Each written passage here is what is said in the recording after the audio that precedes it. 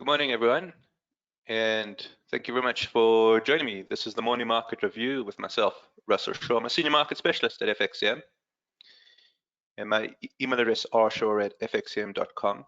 And if anybody needs to contact me, that's the address to use.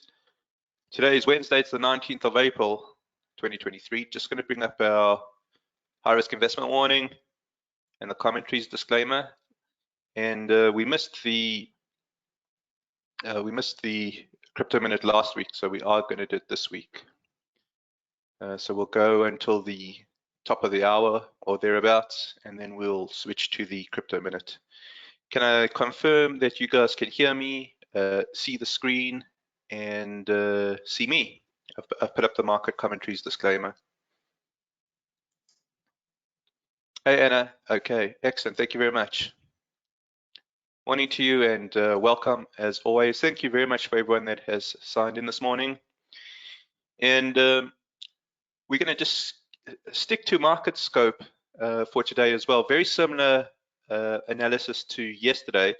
If you recall the analysis yesterday, the Forex market looked quite uncertain. The DAX actually had some good potential opportunities. Well, it seemed like we had some good opportunity yesterday. So let's start off with the DAX. Let's carry on with the analysis from yesterday and see if there is anything that we can use for trading today. Now, we're starting off from the weekly chart, so we're going to do a top-down analysis. And here we've got the peaks and troughs, and you can see the higher trough followed by the higher peak, followed by the higher trough, followed by the higher peak. So this is certainly one of my favorite charts at the moment. It's really a good-looking trend on a primary trend basis. And I like looking at the RSI relative to where it is on the relative to the 50. And when it's above 50, it's on the bullish side of the oscillator. When it's below 50, it's on the bearish side of the oscillator. I don't particularly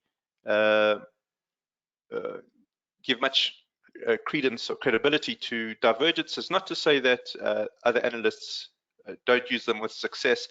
I've never been able to really use them as well as looking at the RSI relative to the 50. Where I think the RSI does come into its own is giving us overbought, oversold readings, and I use 80 and 20. Anything above 80 would be overbought, anything below 20 oversold. And then just to remind everyone, the settings I use 10 periods, but I use the median. Okay, just gives a little bit of a smoother line. And it seems to give fairly good momentum type indications. And you can see that the momentum here is positive, and positive momentum with a primary uptrend. What more could you ask for, right? Let's go through to the daily chart here and see if there is any warning signals. And when I say warning signals, potentially dropping from our zone. So here we'll use zone analysis. And we are still in our bullish channel between the upper blue and the upper red. And here we've got the stochastic. Stochastic in particular is looking very strong. It's above 80. It's in what we call the upper quintile, the top 20% of the range of the stochastic. Just to give you an idea of the settings that we use here.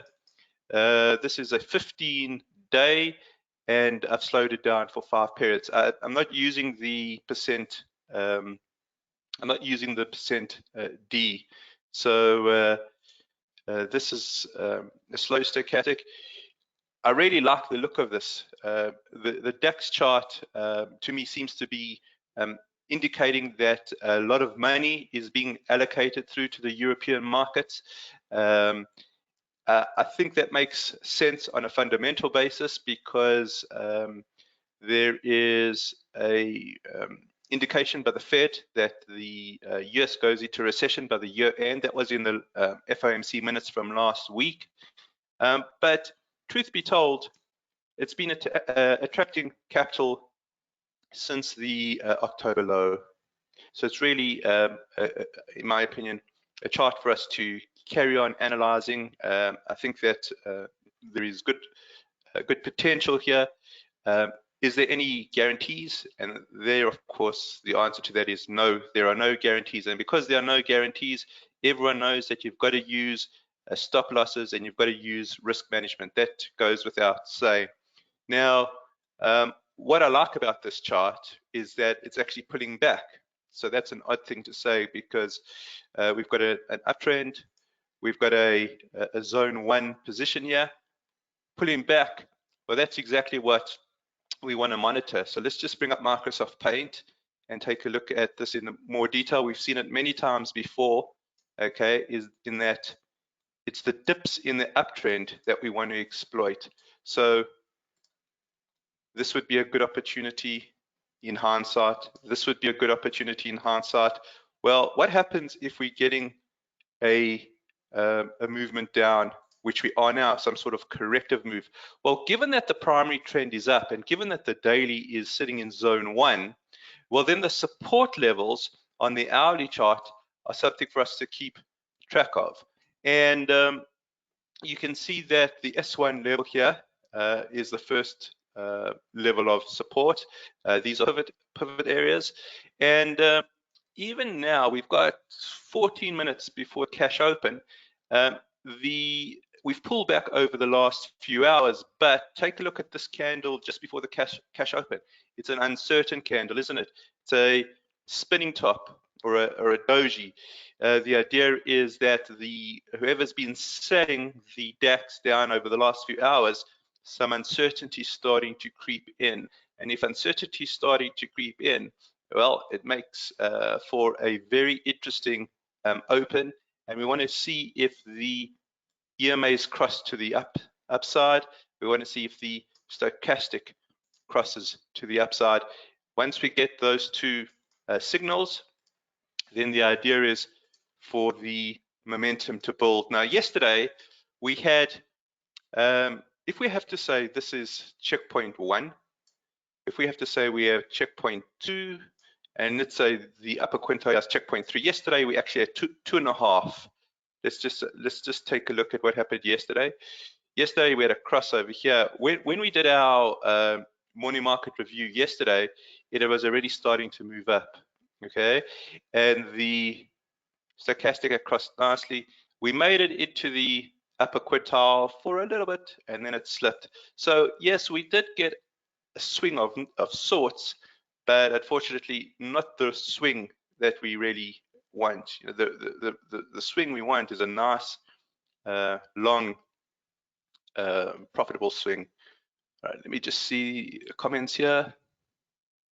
Hello, Howard. Morning. No worries and welcome as always. All right, so this to me is a good looking, interesting chart. Just before we get to the currencies, I want to take a look at NASDAQ as well, just to see how the NASDAQ chart is progressing with you guys. So let's bring up NASDAQ.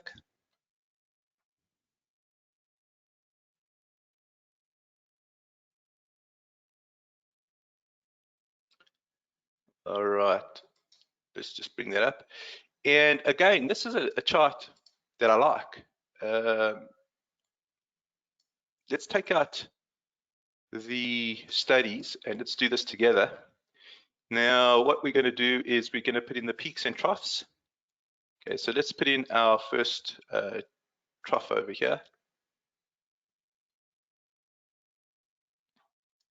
Let's put in our peak over here. Okay, so once we've got the references in, it becomes easier for us to see that this is a higher trough. Here's the higher peak, isn't it? Okay, so once we've got the higher trough, higher peak, we know we're in uptrend. Now, I want to show you guys something very, very useful. Trend lines. Trend lines don't determine trends. Peak and troughs determine trend, but what the trend lines do is that they are measurements of the momentum of that trend. So as soon as we've got this higher peak, it validates the trend. Let's draw in a trend line. Now, the reason that I'm putting it in is because look what happens at the next series of higher troughs, higher peak. We've got a higher trough over here. I hope I'm articulating myself clearly. If I'm not, just let me know in the comments. But what we have here is, think about it as a first set of higher trough, higher peak, and then a second set of higher trough, higher peak. Well, this is also a trend, and we can put in a trend line to determine the momentum. Let's make this as orange. So we've got effectively a shift from the momentum of the green trend line, the gradient of the green trend line, to a steeper gradient on the orange trend line. What is that telling us? It's telling us that the momentum of NASDAQ is picking up. Isn't that interesting? Okay, let me just see comments here. Yeah, go deep, spot on. Okay, GBP data this morning, very good. Yes, okay, we'll do that. We'll do that next. Thanks for reminding me. Okay, let's just finish the Nasdaq and then let's take a look at cable. So we've got a very good-looking chart in the DAX, and then we've got a very good-looking chart in the Nasdaq. Let's just take a look at Nasdaq's. Okay, so the Nasdaq on the daily, not quite as positive as the DAX. Why do I say that? It's because it's in the neutral area. So we want to see if it can recapture. We want to see if it can recapture the zone 1. Now, okay, Gurdeep saying, so Nasdaq picking up despite bets on shorts. Gurdeep, I've got to tell you something very interesting. This market is difficult. It's one of the most difficult markets that I can recall. I think I say that all the time, but this is a market that people love to hate at the moment. There are huge negative analyses all over, and what happens in a bull market, and we've said it before, is that a bull market tends to climb the wall of worry, right? This is extreme wall of worry. There are tons of worries here. Listen, there's still that prediction for a recession towards year end. I think, Gurdeep, the way for us to do is not to predict, but to react. I think that's the best way to approach this. What do I mean by that? Well, we can see that it's fallen from zone 1 into zone 2. That's in of itself a little bit suspicious, because if the bull market was strong, it should be in zone 1. I haven't taken a full look through the Netflix results that came through last night. I know that they were mixed. We had the turnover missing forecast, but we had earnings per share beating forecast. I'm going to look at them in more detail, possibly do some sort of analysis on the website later in the day.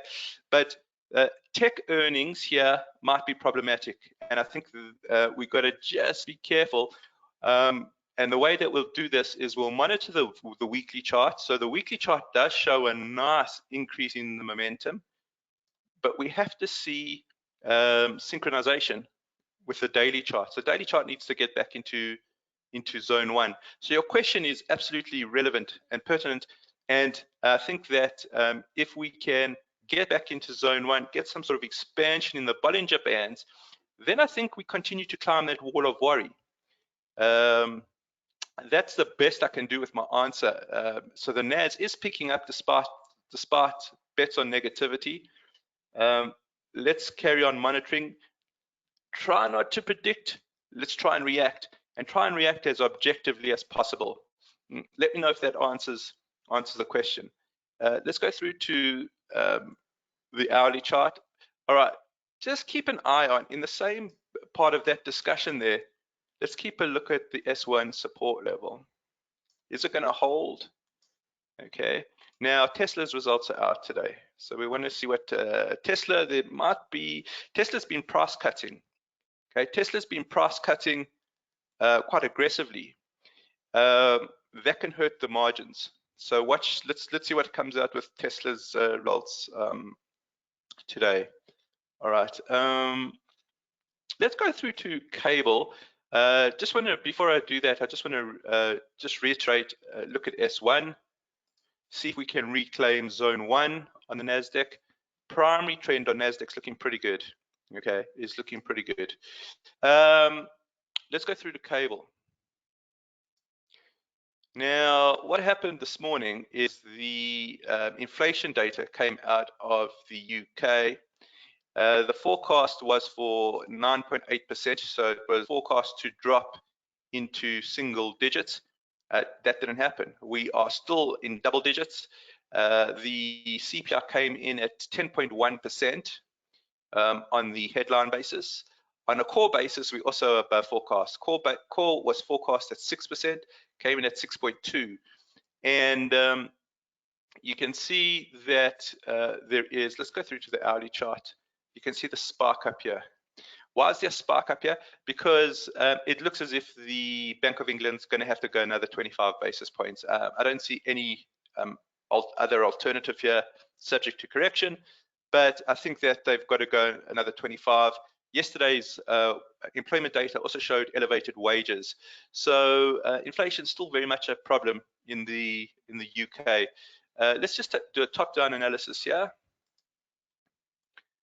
Again, I like this chart. I'm looking to see if we get a breakout. The RSI is nicely above 50. Way that I'm looking at the pound US dollar chart is as follows. We mentioned this last week, just in terms of a growth type of pattern. Let's make that black. Accumulation, breakout, accumulation, breakout. So this is how growth instruments tend to chart. So if we go back here, movement up. I'm viewing this as an accumulation. Okay, viewing this as accumulation, and I want to see if we can break out to the upside. As long as the RSI stays above 50, I think there's a real possibility of that. If we go through to the daily chart, cable trying to reclaim its zone 1. Okay, so again, I think that given the inflation environment that the UK finds itself in, I wouldn't be surprised to see cable moving back into zone 1. And you can see that there is a spark, potential cross here, cross here. Let's see if we can make it through to the upper quintile. Okay, we've got just 2 minutes left, and then we're going to go through to the crypto minute. Let's have a quick look at the dollar. And I just want to take a look at the dollar in terms of uncertainty, and very much a continuation from yesterday's discussion. And sorry, my system's just hanging a bit. Give it a moment or two. There we go. Let's just go through to the zone analysis, and you can see we're still in zone 2. Okay, so and the reason why I think the dollar is such an important instrument to analyze is because I think that's the first link in a chain of causation. What happens to the dollar tends to ripple through to other instruments. So the fact that the dollar is sitting in the neutral area ripples through to the other instruments. So there hasn't been progress either to zone 1 or zone 3. Let's just keep an eye on that. And we'll just take a look at the weekly chart. The uncertainty, we've got yesterday's, I beg your pardon, last week's candle, doji, okay, uncertain. This week's candle, inside candle, bulls not taking price above last week's high, not taking price below last week's low. So the uncertainty remains with the dollar. We need to get a little bit more certainty in terms of greenback direction. I think that will make trading open up a little bit more for us. All right. I think that's where we shall leave it. If there's any questions, I think let's do euro, pound, pound, Japanese yen tomorrow, Goody. But I think the idea, just taking a look at Goody's comments here, very interesting. Let's conclude at this point. Please join me for the crypto minute. We missed last week, so I'm quite keen that we cover it this week. All right, guys, have a good day, a good evening ahead, and I'll see you in the next webinar.